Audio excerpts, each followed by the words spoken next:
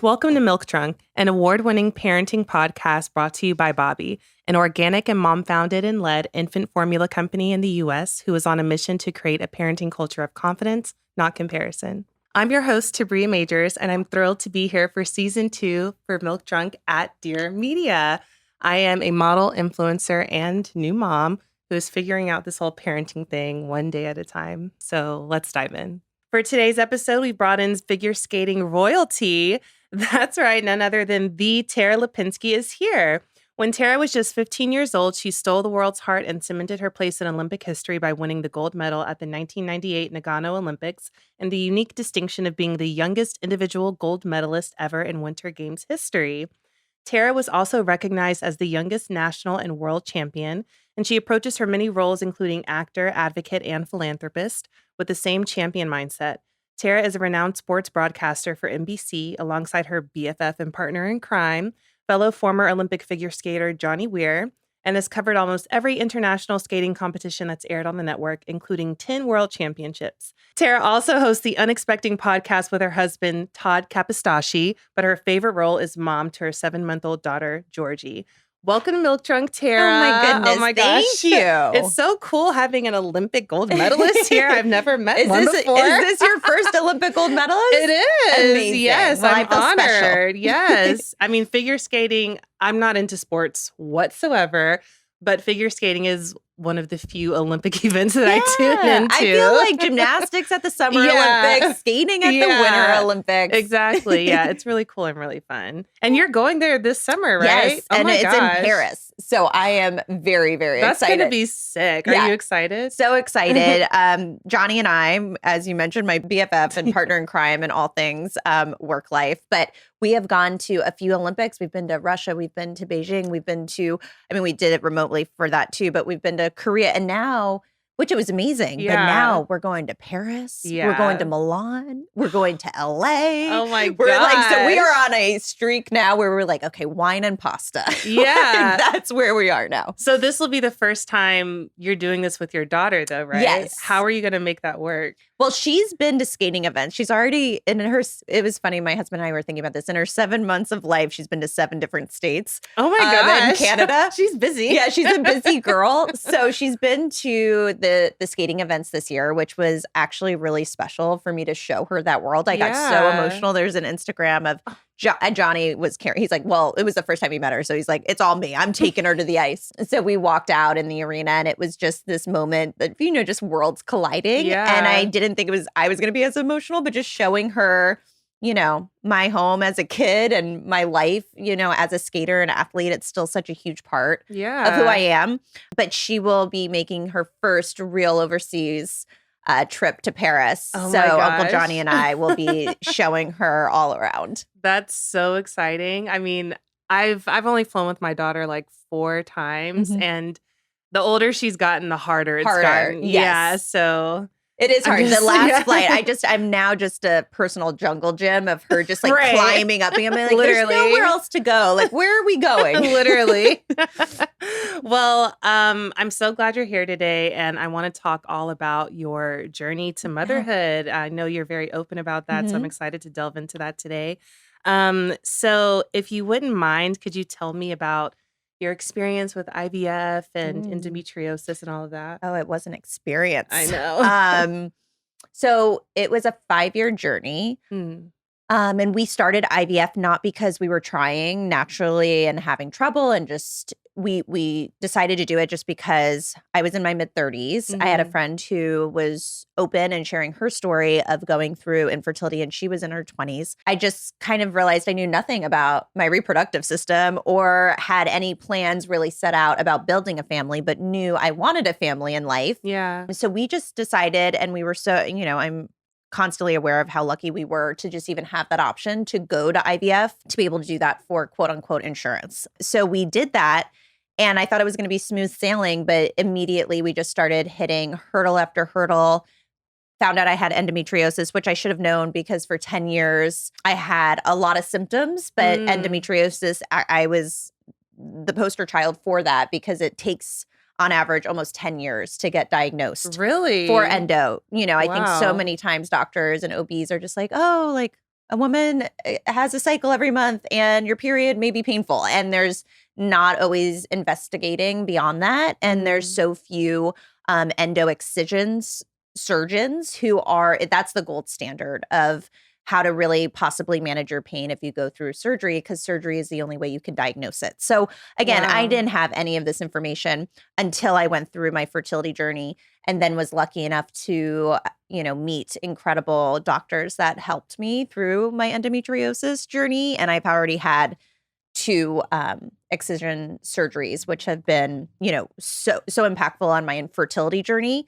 It was a game changer for me. Once I had that surgery, the retrieval process was kind of up and down because of my endometriosis. So getting the medicines quite, perfect. My doctor, it took about 4 cycles. But then after the surgery, we had an amazing cycle and we were able to freeze 6 genetically normal embryos. And so we got through that hurdle and then on to, unfortunately, recurrent pregnancy loss. So then all of the embryos that we worked so hard to make, we lost. So I went through 8 retrievals, 6 transfers, 4 miscarriages, 4 D&Cs, and it was a long 5-year journey. And it was unexplained infertility when it came to that because we got pregnant naturally the first time we tried, which was interesting because we were going through this process. The retrievals were hard and my doctor was like, just try. And we lost that first pregnancy in 2020 during COVID, which was also difficult to like really manage all of those feelings and emotions. Sorry, this is long, but 5 years is long. It's long. And my doctor could never figure out what was happening. So I kept losing the embryos. Again, lucky enough to be able to continue to go through retrievals to get embryos so that we could continue that journey with our own genetics. And then eventually after my 4th miscarriage, I just hit rock bottom and knew that we needed to make a change because I couldn't keep going through retrievals. 8 of them was way too many. So I did 1 more, and that was where we got 3 more embryos, and we actually used one of those. And that's where Georgie came from, and we decided to choose surrogacy. And then that was last year, and she was born in 2023 in September, and now we're thinking about number 2. Oh my gosh. Well, something that, we always talk about in motherhood is like postpartum mental health. And I couldn't imagine going through all of that, that journey to trying to conceive. Like, how did you handle that emotionally? I didn't well. I really didn't well. And I think everyone thinks like, oh, you're an athlete. Like, did you have some secret, strategy in handling it? I do think my athletic life helped me in certain ways. In the beginning, it was really frustrating because my body had just always worked for me, clearly, until it didn't. And my philosophy was like, work harder and you reach success. And when you have a medical diagnosis, that's just not the way it goes. And I had to learn acceptance and patience through that process. And then it was even harder because, not only did we have endometriosis, we had all of these things, but then we didn't understand why I wasn't keeping these pregnancies. They were all genetically tested embryos, which means you have a very high chance of it taking. And then eventually we found out that the only test that came back over 5 years was reproductive immunology test between me and my husband, that our genetics it's in the weeds. Our HLAs were so different that my sort of uterus's immune system would see my genetics, accept the pregnancy, see his genetics, and it was never strong enough to continue the pregnancy, and it would unfortunately end it. But emotionally going through all of those miscarriages, and they all happened in the same exact way at the same exact week, in the same way that I had to have D&Cs for all of them. It was just really... it was the hardest thing I went through. So like winning an Olympic Games to me in my mind is way easier. There's just no comparison. But I do think getting back to how being an athlete helped me, I think I would definitely have a certain cycle of how I dealt with emotions. I'm pretty emotional. So I was a big crier. And I would lay on the couch for 2 weeks and just like pity myself and tell my husband, like, we're never doing this again. I hate this. It's over. And then I just wake up and one morning be like, okay, I'm going to call the doctor's office. I'm going to make an appointment. And I think that's sort of how I was as a skater. You know, you like lose a competition, you doubt yourself, and then, you know, I'd have bad practices for a few weeks, and then it would be like, okay, now it's time to get back in the game face on. And, you know, but that's not everyone's journey, because sometimes and, you know, my husband and I started a podcast called Unexpecting about 1.5 years, 2 years ago at this point, where we were privately sharing our story in our basement downstairs because I wasn't quite ready to let it out there.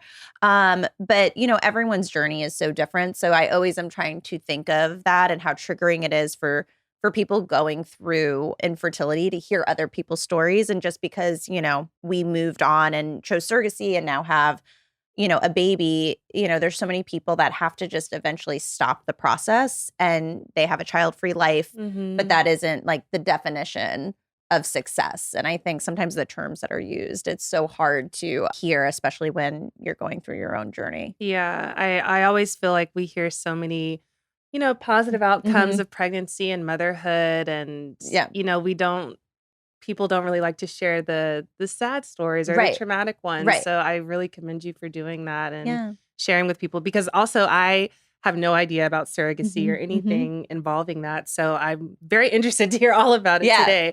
But now you're considering surrogacy. How does that process work? So we had a surrogate for Georgie. And at the time I thought that, you know, because we got this reproductive immunology results, and there were some medicines that I could take and do all these kind of crazy steroids and treatments. And I thought I was simultaneously going to try that while we got a surrogate. And for me, I always bring that story up because I think it's so hard for people to wrap their minds around surrogacy when they're going through a long fertility journey. You know, you start off and you just don't think that that's going to be the avenue you take. You want to take the quote unquote normal one, right? Like you see everyone else doing that. So that was really hard for me. And I was so competitive throughout the process that I was like, no, like I don't need surrogacy. Like I'm going to figure it out. I'm going to do it. And I always tell some of these stories that I can share with you for people that are afraid to take that next step. It's so interesting how my mindset has changed. And I am one of the most stubborn people I know. So it is crazy to think that I have used a surrogate. I'm going to use a surrogate again because I just wanted to do it on my own. But when we started the process, I realized I was so happy doing it this way instead of me trying after all I went through. I had so much, you know, like PTSD surrounding pregnancy that now I'm almost afraid to be pregnant. And it doesn't even make sense because I would have given anything to be, you know, I tried for 5 years, but I think the surrogacy journey was so positive for me and was so right for me that I can't imagine it any other way. So we were very lucky. And when I met my surrogate, I just could tell that, you know, you kind of have all of these profiles that come through that give about, you know, give information about their medical history, their pregnancies, surrogacy journeys. And then you have to go through so many phases of getting cleared. You get your medical records cleared, then you go to the clinic to your doctor and they have to clear you. They do some scans, they make sure everything's good and some blood work. And then when you get to that phase, you know, it's just making sure that you feel like there's a match with your surrogate. And I just knew sort of immediately that Michaela is like a sister to me now, but we were just teammates from the very beginning. She took her role so seriously. The reasons she wanted to do surrogacy were so specific. So we really, you know, she was looking for someone who really wanted open communication and who, you know, wasn't overseas and who just was wanting to have that teammate feel. And she was able to sort of heal a lot of my trauma through the pregnancy itself, just because I was so traumatized by what we went through. And doctor's appointments and the scans were awful for me, to be honest. Like I didn't have, like, when I look back now, we're starting a second journey and I'm hopeful that I can relax a little bit more. But, you know, if I'm being completely honest, going through the pregnancy with Michaela, you know, I lost 10 pounds in the first month. I was very anxious, you know, days leading up to the scan. So she was able to talk to me. We had plans of how she would get the heartbeat up first and then she would FaceTime me. And when we were together, she was just so soothing and reassuring on a daily basis that, everything was feeling okay. Mm-hmm. And so for me, we became extremely close. And, unfortunately, she's not able to do this next journey. She's already had 6 pregnancies. And there was Oh, a medical wow. thing where, so it's like killing Yeah. us that she can't move on and do Georgie's sibling with us specifically. But we're about to start the second journey and looking for a surrogate right now. Oh, wow. Yeah. So are you involved like as much or as little as you want? Because you said Michaela didn't want to someone overseas. I wouldn't even think you could do that for someone overseas, but yeah, you yeah. can. And Wow. yes, so I mean we talked every single day, and it Mhm. was really nice because I've been through pregnancy 4 times. Obviously, it never led to a successful live birth, but it almost felt, I mean, obviously I had many issues, and I wasn't a woman that just was able to approach pregnancy with an innocence. I knew a lot, so it took a little bit of that shine of some things in pregnancy that you can enjoy Mhm. away. Yeah. But I talked with Michaela so much every single day. And not only for me, it was a lot of reassurance, but she was just wanting, she's like, I just want this to be what you want it to be. Like, you tell me, like, she would be like, hey, I'm going to use this shampoo. Is this good? And so we talked on a daily basis about Yeah. everything that was happening in her life, and especially in the beginning when she was nauseous, that was like awful. I'd be like, I'm so sorry, Michaela, but are you still nauseous this morning? And we would have just, it was really nice to go through it with her. And I think woman to woman, we talked so much because I look back on my other pregnancies, and Todd is great. He's like an emotional guy, but it was sort of like, there wasn't that much that we could constantly talk about. Yeah. Whereas with her, I just felt like we had this really unique relationship, like very emotional relationship going Yeah. through this together. Yeah. I love that. That's so cool.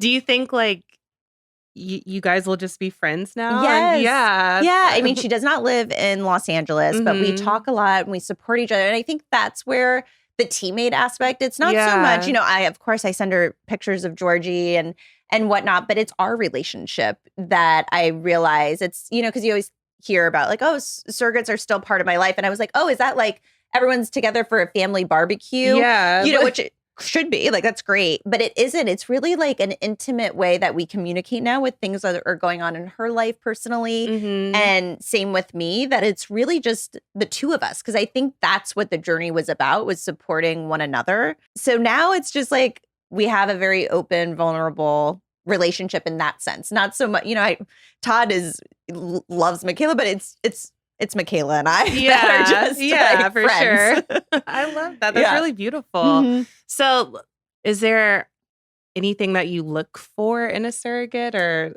I think you just have to find someone who is your match, what you're Mhm. looking for during this journey. I knew I needed someone who was kind of like me. Like, I knew when I started talking to her, I'm like, oh, she is type A. She's a little OCD. She's, Mhm. like I knew she was going to just be how I am, or how I would be going through that pregnancy, and how I knew she was just very open, and she was so chill. She was so relaxed, and I just knew that it was the right person for me. So I think Yeah. it's like anything. You can't really give advice on that, but it has to feel right. It has to feel like however you choose a friend or you choose someone else important in your life. Yeah. It's just a feeling of comfort and knowing that you guys are on the same pages. So Yeah. for me, I was like, yo, I have been through a lot. I am going to probably be crazy. Like, can you deal with that? Yeah. So she was like, yes. Did you interview a few different We people? did. We interviewed a Mhm. few different people. And like I said, I just could kind of tell. Yeah. You get to know about their lifestyle. You get to know about who they are, what they do every day, how they approach life. And I think I was just able to tell that she seemed like someone I'd want to go to a coffee with. Yeah. And knew that she would understand me. Yeah. She was a friend from the Yes. start. Yes. Yeah. That's cool. And sorry, I'm really just asking Yeah, so many no. questions out of my own curiosity. But is it like you have the match, you're ready to Mhm. proceed during the process, Mhm. the implantation, Mhm. I guess, is that like an automatic, like, oh, this is going to work once this happens? Well, no, I Or mean, the problem is, you have a great shot of it working. It's about a Uh-huh. 65 to 70% chance that it works Oh. with a genetically normal embryo. So that's why it Okay. was so devastating for me all of those times, 6 times, that it wasn't working, but we were very hopeful that it would work on a surrogate. But to be honest, I was terrified that because there were so many unknowns, no doctor could find anything wrong with me. So I was like, what happens if it doesn't work? Right. With the surrogate? Then where do we start? Because at least now we have these embryos on ice. And right now we still have 7 genetically normal embryos that are Todd and I's, so we have the potential for biological children. And that was something that I wanted to pursue. But at the time I didn't know. And I thought, oh my gosh, what if the same thing happens? And like, no one understands why. So the transfer was interesting because I went with Michaela and we go to the clinic here in LA. And Todd was like, okay, they still had COVID protocols, so he couldn't go. But it's cool. You get to see the embryo, travel up the catheter and implant. And there's like a little, they call it like the spark of life because it is this really just like fun little light filter thing that happens when she drops it in. And to be honest, like for me, I've done 6 of them. So the first 2 times was like, oh, this is so cute. And then it was a lot of trauma for me laying there for the next 4, which I was like, I don't really enjoy this. But with Michaela, I was supposed to FaceTime Todd, but it is interesting when you get to this point. I think it was like what I was mentioning before. The enjoyment of pregnancy or the process was really, and it's sad, it was taken away from me. I don't think I'll ever really have that. And that's fine. That's just what it is. So when I got in there, I was so nervous. And my doctor, I was like, it's kind of chaotic. Like the embryologist is like showing you the embryo. You see it on a screen. And then like the doctor's there and I'm just like, I just want Dr. Beck, who's amazing, just to put it in the right spot. And I was supposed to call Todd and I was like, I saw him and I like muted him because I was like, I don't want any distractions for the doctor. Like it wasn't about like fun anymore for me at that point. It was like, I was like, sorry, Todd, but we have like a job to do. Everyone needs to focus. This is a very important embryo. So so that's how it goes. And then she would continue to get scanned remotely in Idaho. And then she came out here for the anatomy scan. So I got to experience that with her, which again, personally for me, it was a really anxiety-ridden day because I just, you're always waiting for the shoe to drop after a medical diagnosis where 5 years, all you got was bad news. We have a really cute video. I think I have it on my Instagram somewhere, but I had never wanted to hear the heartbeat because I had lost the heartbeat so many times and it was just a lot of anxiety. So Michaela, though, was like, okay, at the anatomy scan, if everything is good, like try it, and and so she secretly like filmed me when I was told the doctor to like put up the heartbeat. And then of course I'm like crying when I hear it. But getting through those appointments was hard, which is like, I still look ahead. I keep hoping now that I have Georgie that this second journey I can relax a little bit, but who knows? I've talked to many people who have experienced pregnancy after loss and either whether they're carrying or it's a surrogate. It's like even the second journey, like I have a friend, I asked her and I was like, but the second journey, you just relax. She's like, I thought so too, but I like fell back into my, so hopefully I can relax and enjoy it a little bit more this time, but we'll see. Yeah. And you get to select the gender?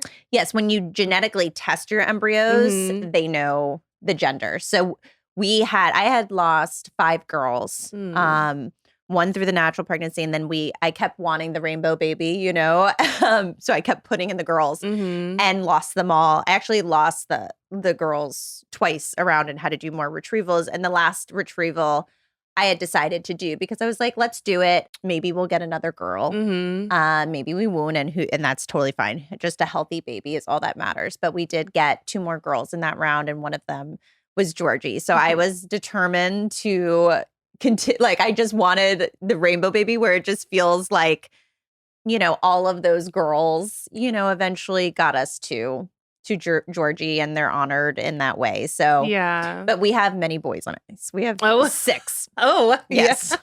A lot of boys on ice. So that's what's coming next. I know. But what's so funny is that's what I think we should do because there's a part of me that I think we both think we want 3 children, but we don't know if that could change. And I'm like, we should do the boy next. Yeah. Because, who knows? Maybe we'll change. But he's like, no, I want another little girl. Oh my God. It's so crazy when you go through IVF and have these choices. Yeah. It's so silly. But so it really doesn't matter. But yeah, we definitely have these conversations. Yeah. Oh my gosh. My boyfriend's the same way. Like we don't know if we're going to have another yet, but we talk about it sometimes. Yes. And He's like, I wouldn't be mad if we had another girl. I mean, know. I don't know. Once you become a girl dad, they're hooked. Oh my God. Yeah. Todd is hooked on the girl. Yeah.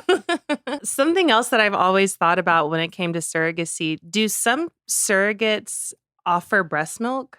Yes. So we actually did that for 3 months Mhm. where Michaela pumped and sent it to us. There's actually some services that will send you a big, container, dry ice, all of it, just very easy. And you just keep sending it back and forth. Oh, wow. That's cool. So we were able to do that. Yeah. So how was your feeding journey then with Georgie? So from the beginning, I wasn't so attached to the breast milk idea. I mean, both Todd and I grew up on formula, probably very bad formula in the 80s. Yeah. I'm sort of like, I turned out okay. Yeah. Todd turned out okay. So, you do your research. You want to do what's best and you want to do what's best for your family. Mhm. So I did want to add in breast milk, and I was lucky that Michaela was able to do that. But right from the start, I had researched a lot. Mhm. And during my fertility journey, just to preface, probably in the beginning, I didn't think a lot about what I was putting in my body, what I was wearing on my body. When I started IVF, I was probably like still spraying myself with like Bath and Body Works sprays and like, cleaning everything like with all chemicals. And I kind of changed my lifestyle a lot because I felt such a lack of control. And I will say this, changing your lifestyle or, using certain products is not going to cure an infertility diagnosis. Yeah. But it does help you have a little more control of just feeling like you're putting your best foot forward. So I changed a lot. I did a lot of research about things and things I was consuming, supplements, all of that. So I already sort of have changed my life in that way. So it was important for me to research what I wanted Mhm. Georgie and her life to look like when it came to, products and especially formula. And I found Bobby. Yeah. And I also worked with a holistic doctor who, when we talked about this while Michaela was pregnant, she turned me on to Bobby, and she is so particular and specific. Yeah. And like I knew with her recommendation, I was like, okay, I got this. I did the research. Yeah. I feel good about this. I feel like, this is the perfect journey for Georgie. So we used Bobby right from the start, from day one. And we also used the breast milk, but we combo fed. Yeah. So we used Bobby, and now after 3 months, I just felt like, okay, I feel like we are done the breast milk journey and we can go all the way with just Bobby, and she loves it. Yeah, same.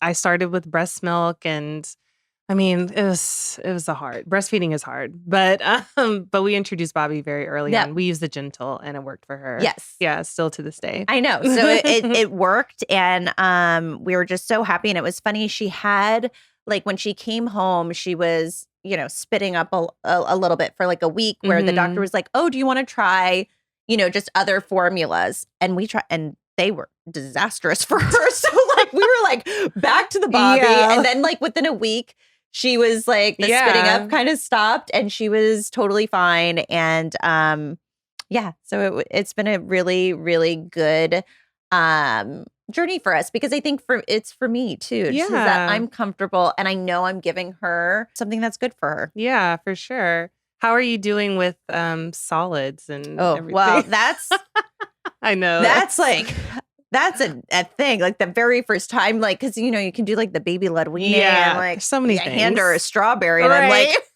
like, where is that gonna go? I know. But I'm just like chill, just trying to like let myself do a little bit of the baby led weaning, but we also do some purees. So it's probably, I'm not like the crazy well, no, I mean, it's great if you want to give your kid a chicken thigh, like go for it. But like that, I'm still like, okay, I gotta go slow. Like we're gonna start with a strawberry. Yeah. I mean, we're at the point where we can like give her a whole strawberry and she'll gnaw on it. But same. I'm literally sitting there with a life vac, like, I know. I'm like, careful. I know. God, it's so anxiety rich. It really is. It's just, I got her one of those meltable, like, we use, I forget what am I thinking of? Like the yogurt one? No, we get like purees in the mail from, I'm blanking on the name. But they like also have these puffs you can get, which are the meltable ones, but like it looks like a cheese puff. So when and she like puts the whole thing in her mouth. And I'm like, oh my God, this is too much. Yeah. Like, let's just feed her formula for the rest of her life. Like, she's fine. I had to eat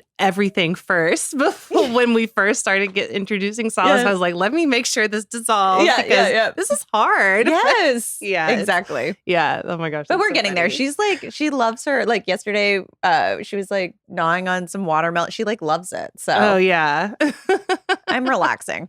So how are you managing being a mom and doing all the things you do? Because you're on the go always. Like, is it just you and your husband or do you have other help? No, we do have help and we're really, really lucky to have childcare. And it's been an adjustment because I personally have waited so long for this moment. So in the beginning, I was like, why do I have someone? Yeah. Like, why do I have a nanny in the house where I'm like, don't come near me. Yeah. I'm feeding. I'm doing it all. Like, I just literally want to be so involved, but we found someone who's so great and where I'm able to really do most of the work and she's able to help me with other things, which again, I just, I know there's so many moms that don't have that option and you guys are superheroes because, taking care of children is the hardest job. Totally. But I really like to do the hands-on work with her of all the baby stuff. So I am trying to balance my own work. And I feel like I'm in that phase where eventually I'll get there, but I am failing a bit of like not like my brain trying to book appointments and the right amount of time. And, I'm just the kind of person where I'm like, well, on this meeting, like there's a crying baby in the background and I'm like, do they hate me? Do they never want to work with me again? And just trying to figure out and like, missing calls and being like, oh my gosh, I forgot that. I know. So I definitely feel like the balance has, shifted and my biggest priority is Georgie. So I'm just trying to make it work and do the best I can. Yeah. And, I love to still have the ability to commentate for, figure skating and the Olympics and work with Johnny and still have my other areas of work life involved. But it's definitely, it's only 8 months. So I don't think I have it figured out. I'm probably like failing all around. Who knows? Same. I don't have anything figured out yet. Yeah. It's all just winging it. When Totally, when I was at the hospital, I was just like, are you kidding me? You're just letting me home. Like, right. No You're license? trusting me to do this? No license? Like, I need a license to drive. I don't know. Like, I also wasn't around a ton of kids for some reason, which is weird being as old as I am. But I was like even struggling with the diapers. I was just like, I have no idea what I'm doing. Like, and now I'm getting the hang of it. But in the beginning, it's just, you're just winging it. Literally, it's all trial and error, figuring it out. Did you take off like a certain amount of time in the beginning? Or did you have an idea of how much time you wanted? Or did you need to extend it? So, the first 3 weeks, I definitely didn't have anything to do but just baby. But because my job is so unique and it's not like I go to an office from 9 to 5, it's like a lot of phone calls, a lot of Zooms, a lot of just my own research. And then, of course, going to the events. I just, tried to manage it the best I could and then space it out, when I could. But it, again, I'm lucky that my job is like that. So I was able to be home and I work from home. Yeah. Okay. So I just kind of sprinkled in work when I could. That's good. Yeah. And since you're looking for your second surrogate now, like what's the timing that you want for the age gap and all that? Well, I think we're ready to go. And especially for me, I'm just trying to plan it around my work schedule when I'm traveling, just because I do what we just talked about. It is nice to be able to be home. And I have an off season and an on season. So, if this summer was a possibility, but we just don't know. The journey is not that predictable just because we've actually had 2 surrogates not get through on the second journey, get through medical screening. Oh. One, there's like, you do an ultrasound. It's like, oh, like there's scar tissue all over her uterus. Like, how would you know? Oh, yeah. So it's been, an up and down process this second round. But again, I am just so grateful that I'm able to choose this. And I think that's why I'm trying to still give back to the community as much as I can, because I still feel a huge part of my identity still, even though I'm a mom now, within that community, because that was my life for 5 years, and I identified so deeply with all of these women that were going through the same things of being like a long hauler or recurrent pregnancy loss. So that's why we really decided to do the podcast, because, I hadn't told a soul for 5 years, and it was just kind of scary. And I'm a pretty open person since I was a teenager and been in the public eye, but this one felt hard to do. But I got to the point where I just stopped caring, and it was, dominating our life so much that I thought, if I'm able to share, this is the community I love. And I was desperate. I made like a fake Instagram account where I followed this infertility community that's on Instagram for 5 years. And I felt so deeply connected to them, and they helped me so much just sharing their story. So I thought, finally, when I was ready, and some people, if you don't want to share, don't share. Whatever you have to do to protect your mental health. Because in the beginning, there was no way I could share. Like, I had to really put my blinders on and get to the point where I was able to share. But I'm glad that we've done the podcast, and it was such a vulnerable moment for Todd and I. It was really healing for the two of us too. I would think so. To sort of unpack and talk about these things, because when you're going through it, you're just kind of like racing to the next and just sweeping it under the rug. But that's been interesting for our marriage. It's just been really sweet and healing. But yeah, I also, I'm trying so hard working with different companies and finding fertility grants for people, just because it really is awful that, this is a medical diagnosis. Most times it's not covered by insurance. Yeah. This is, people's dreams of building a family. And sometimes people have to stop. And surrogacy, of course, is just so insanely expensive that that's not even an option for some people. So that's probably what I'm most passionate. I mean, I love skating. I love, my work on TV, but I am most passionate about, really giving back to this community, or trying to find ways to help people continue their journeys, whether in IVF or through surrogacy. Yeah. I had a friend who had some embryos frozen, and I thought it was just like, okay, you do this one time, pay this fee, and then that's it. But you have to pay a storage fee. And I was like, what? Everything is a subscription nowadays. Like, that's crazy. Goodness. Every year we pay this. But yes. That's wild. There's so many expenses. And it just really is sad that, obviously, I think the bigger conversation about women's reproductive health, but I do think, I hope at some point it changes where it becomes more of an option for more people. Yeah, I agree. Do you have friends who have children? I do, but what's interesting is, especially up until this point, and they were having children while I was going through this. Before that, I felt like I had a pretty large group, some did, but a pretty large group of friends. I don't know if it was like living on the coast where it's just people start later in life that didn't have children yet. And then obviously when I went through my journey, I felt like, that was the hard part too. It's like, I would get pregnant with friends multiple times during this, and they'd have and then they'd have their second one. And I was like, still in it, you know? So it was very difficult for me in that phase where I was like, oh, I just want to get there too. I know. I interviewed Iskra Lauren. She's a model last week or a couple weeks ago, whenever. I don't remember anything nowadays. She was talking about like how she has a friend who has a really hard time conceiving, and she doesn't know how to, like, she's pregnant right now. Right. And she doesn't know how to like speak about her pregnancy around her. It's really hard. Yeah. It's really hard because it can be triggering for so many people. And it's hard because it's like, you feel bad that it's triggering, right? Like you feel shame around like, why is this triggering? This is one of my friends. But I truly believe you can feel two feelings at once. And I can feel happy that that's happening for her. And you can also feel sadness that you're in this fear-based space. You don't know if you're ever going to reach that area of children. So it has nothing to do with the exact person. I mean, sometimes even when I would watch movies and there'd be kids, it's just like, oh my goodness, I may never get there. And you're just so desperate to get there, and you don't know why you've been chosen to just not have it come easy, or even, even if it's not going to come easy, like some people are going, like I was, 5 years of it. And it's, every month there's just this news, and it just becomes overwhelming.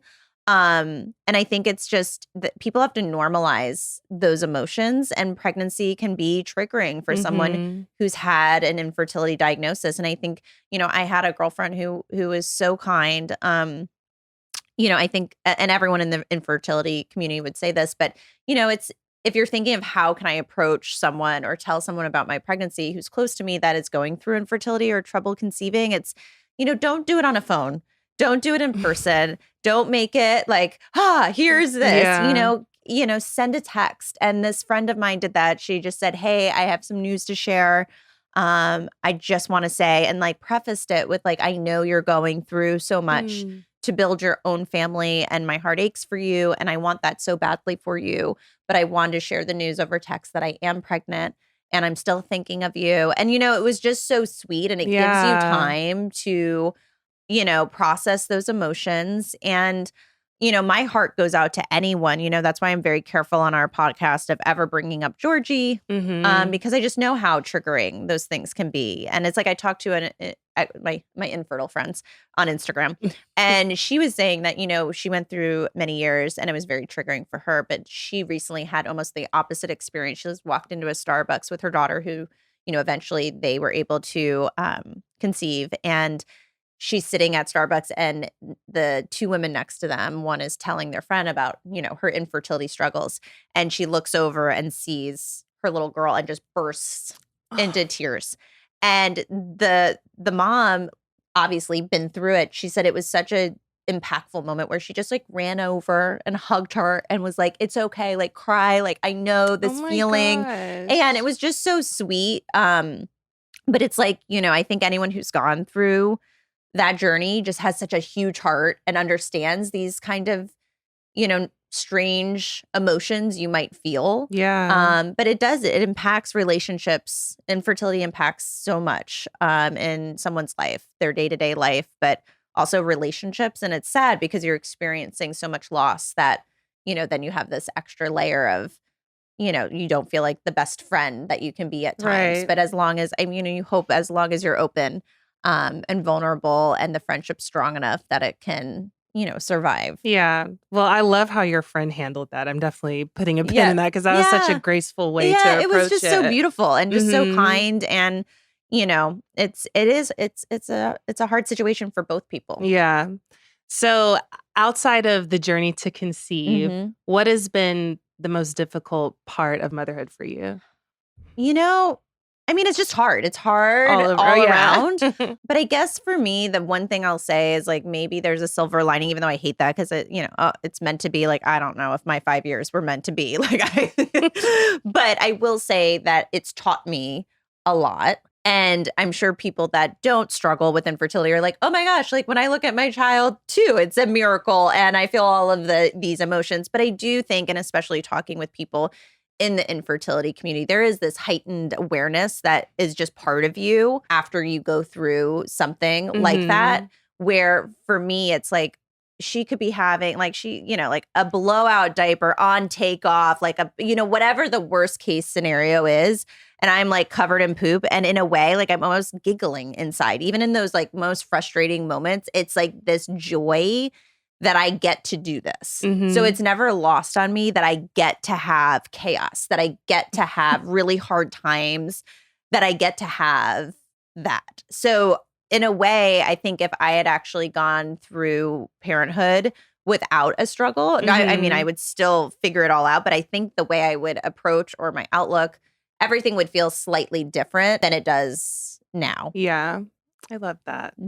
It is all around just hard. It is hard. It's so hard. We're struggling with sleep right now. Oh boy. And it's like such a hurdle, but it is what it is. It's so interesting. I find so much though, joy. I mean, again, and maybe this is, and I talk about it with a lot of my friends that have, babies now after going through it. Like I find so much, joy in all of the moments where I'm realizing like for me in my life, I've always just been so on the go and it's hard for me to stay present and just in the moment. And I'm finding just like the routine and the mundane, like every day. I mean, what is it? It's just like the bottle to this, to the nap, to like getting through each of these hurdles. There's just like so much for me magic in the the simple moments of it that I'm really enjoying, like taking a step back from like the craziness of my past life. Yeah. And I'm like, I'm okay with this. It's like, it's hard. I want to cry sometimes when it's not going right. But, I kind of like feel like I've succeeded every night when she finally falls asleep. And I'm like, okay, I got through the day. Yeah. Like I feel pretty powerful. I'm sure it's a common saying, but I was flying one time with her and this guy said, the guy that was sitting next to me, he was a dad, and he was like, it goes by so fast. The years are short, but the days are long. And I'm like, that is so true, because I can literally remember the day she was born like it was yesterday. But it is about like those little daily wins. Like, she really teaches me just to take things as they come and to be as present as possible. Yes, it's so important. And it's so funny. I realize everyone says that to me. If you meet a parent who has a child that's above the age of like 12, I feel like that's the first thing they'll say to you. And I though have taken that advice to heart, because I definitely realize this, that ache of like when they're gone or when they're eventually out of the house, it's just like a huge life change. So I think, I really try to remind myself every day to be like, okay, this is her like little milestones now. And this is what she looks like. And because it changes so fast. I mean, even now I look at her, I'm like, oh my God, like she's crawling and she's, I'm like, it's going by fast. I always think about what I anticipate will be the most challenging stage, for my daughter's life. And for me, it used to be the teenage stage. That's what I anticipated the most. Like, I'm so scared because I was a hot mess as a teenager. And now I'm like, well, I understand it. I still feel like a teenager sometimes. I still have angst sometimes. But now it's the toddler stage. That's what I'm most afraid of. Right. Is there a stage for you that you anticipate that you're kind of like, oh no? I don't know. I mean, I think like probably like you, the teenage phase seems like, because this phase, I mean, really, it's just like I have this little thing that just like reaches her hands out to me and wants a cuddle all day long. So like, how like you this is the best. You think of the teenage phase and her being like, "I hate you, mom," and you're like, "Whoa, okay, how am I gonna deal with that?" Yeah, I know. It's a lot. I don't know why I induce anxiety on myself, but I just think about these things sometimes. So Bobby is really big on advocating for paid leave and just trying to get legislation passed around that, because the one stat that always blows my mind is 25% of women who give birth go back to work after 2 weeks, which is absurd to me. I don't even understand how anybody could do that.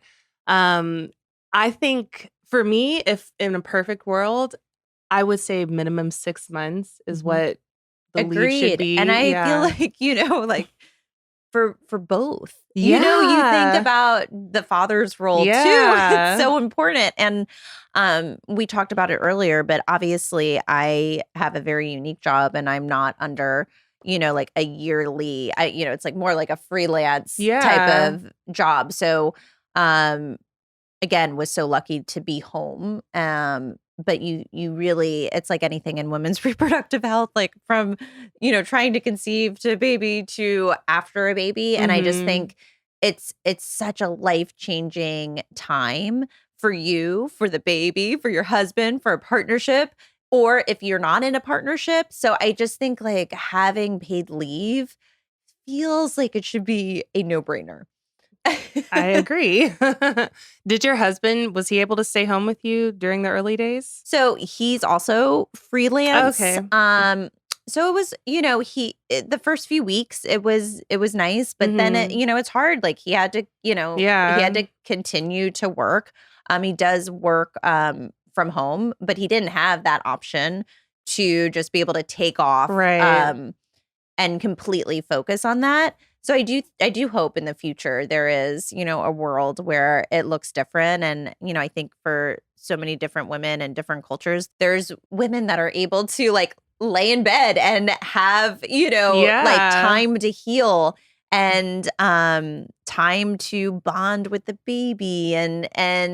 But, I will say for the women that don't have that option, and same for the men, like they're doing incredible jobs of raising children and juggling the fact that they don't have that option. They don't have this option of paid leave and don't have it for long enough. Yeah, I know. It's such a tragedy. Everything's so backwards here. I know. So we always ask about parenting hacks and advice. What was the best advice you received as a parent? That's a good question. I feel like you receive so much advice, So right? much, And also yes. sometimes unsolicited Yes. advice. I don't know. I do think though, for me is what we talked about earlier of just really staying in the moment and knowing how fast it all moves and how quickly things change and how quickly they grow up. So I think for me, that's a daily thing that I'm always trying to remember. Yeah. And I think, like you said, it's like everyone says it, like the days are long, the years are short, and the days feel so long. Yes. And I am constantly so I feel like at bedtime, like my husband and I joke, we're like, can we move it up to 6? What about 5:30? Like whatever gets me that glass of wine quicker. But then it's like that other thought of like, oh my goodness, like we're never going to be in this stage, in this phase, like we are now. Yeah, totally. I mean, the best advice that I ever received was don't listen to anybody's advice. So, yeah. Which, I mean, well, it's that's true. good. I mean, Yeah. you really have to know. It's your family. Yeah. It's your parenting style. It's your child's needs. And I think that, I've learned that too. It's just, she's so specific. Like, I know her. Yeah. So how would anyone else be able to, I'm open though. I love hearing, all the things, and then I'll just filter them and do what I think is best. Yeah, I totally agree with that. Yeah. So you do a lot of philanthropic work. Can you tell me more about that? Yeah. So like I said, I'm just always, for me, really looking to find ways to find fertility grants, to find money to give the community so they can continue their journey. So there was like a couple months where I was just literally cold calling people and companies and being like, please give me money to do a giveaway. And actually one of them I did that with, and which is Sunfish, and they are an incredible company. And if you guys are going through infertility, they give incredible options. And ironically, their gold program, the gold medal, the gold program is really incredible for people that might run into issues during IVF and might need multiple cycles. But I had just reached out, cold called them for a fertility grant, which they did. And that was so rewarding. And now I work with them on their community outreach and to sort of spread the word of how to help people manage and have the resources to continue their journeys. I've worked with Hope for Fertility, giving away fertility grants. Also, most recently, which is exciting, I'm working with an app that will be launching soon called Rune for fertility and really building out their community platform as well, just so that people have factual information, because I think that's so hard. And that was a place where I was, is unexplained infertility. And I'm just Googling and on weird Reddit forums about like, what am I like in this pregnancy, this HCG number. And it's just, there's not that much information out there from doctors. So really, this is what this app does is it gives information from reputable doctors. And then also now I'm building out the community side, which will tell other women's stories so that people can follow along and then be able to advocate for themselves. Because I think, for me too, advocating for yourself is so important on this journey. And I think a lot of people go into infertility and just like, oh, IVF, it's going to work. But there's really no guarantees with that. And you really want to get involved and be able to talk to your doctor. And these cycles are so expensive and you don't know how many you're going to get. So you just want to be able to, advocate for yourself. Yeah, totally. I never even thought about that when it comes to fertility. Yeah. And in the beginning, I didn't know. But, by the end, I feel like my doctor jokes. I'm like, hey, can I sign up to be an embryologist? Like, what can I do? She's like, you're reading the scan yourself. So sure, whatever you want. Honestly, that's funny. Well, that's amazing that you do all that work just to spread information and to help people pay for this and give them grants and opportunities to be a part to do it. Yeah, that's definitely got to change. And I hope that, companies and there are some companies that will offer, this insurance and, Carrot Fertility. They're incredible to really help people advocate for themselves and go to their company and ask for fertility insurance. So anyways, there's a bunch. I could go on for days, but I hope that I can be like a small part of that change. No, I mean, you are definitely just by talking about it, your podcast, all of the work you're doing. It's really incredible. Thank you. Yeah.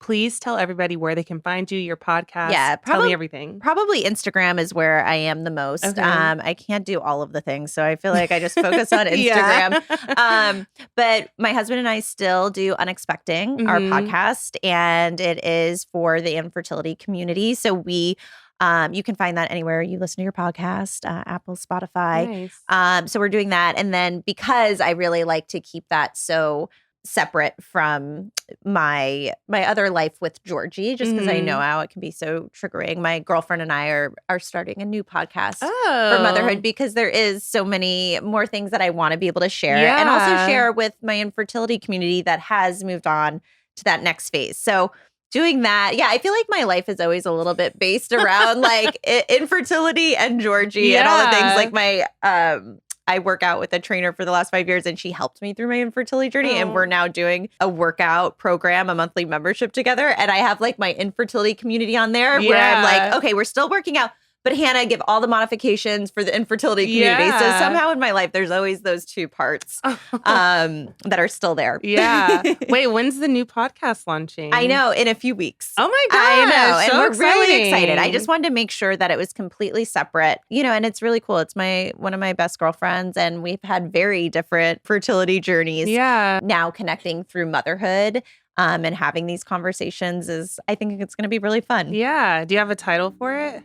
We do, but I don't know if I should. I feel like I need to ask Kelly. No, but we can. Okay, it's called Moments, but with mom capitalized. Oh, that's cute. Yes. I love that. Well, this doesn't launch until later. So No, but we're excited. That's so exciting. I love that. Yep. Cool. Well, I'm really looking forward to checking that out. Thank you again so much for being here. And I hope you guys enjoyed Tara today. She was absolutely amazing. Honestly, it's so amazing to be a part of the Bobby family and to be on this journey myself and with other parents. We've got new episodes with guests every week, so please don't forget to subscribe so you don't miss a single drop. Thank you so much for listening. I'll see you next week.